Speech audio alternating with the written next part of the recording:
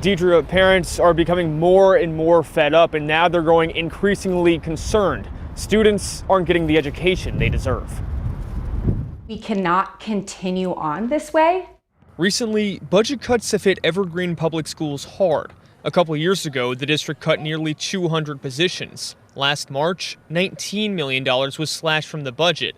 And on Tuesday, a school spokesperson says the school board is discussing another $20 million in reductions. If our children are not the priority, then we aren't going to have the future that we need.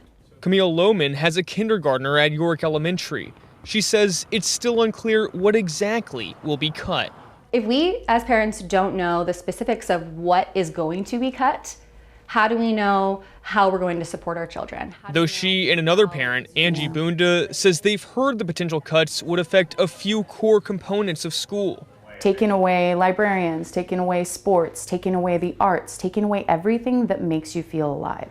Bunda says security personnel at middle schools could also be impacted. And when we take away everything that inspires our kids, how are they going to do their best or do their best effort to succeed?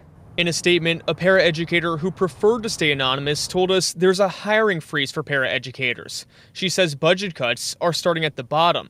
In a statement, an Evergreen Public Schools spokesperson says they can't speak to specific cuts before the initial budget reduction recommendations are given on Tuesday, but did say supervisors spoke to those impacted last week.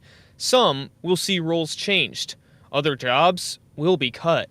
We're just going to be left with a bunch of burnt out teachers who love their job and love the students, but don't have the resources or the time or the energy that our children deserve. And Evergreen isn't alone in budget cuts. Vancouver Public Schools also plans to reduce its budget. And in Washougal, the school district has a $3 million shortfall. And recently, the superintendent announced she'll slash her own salary.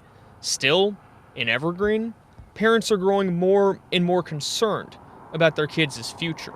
They deserve a future that is equitable. They deserve a school environment that is fully staffed.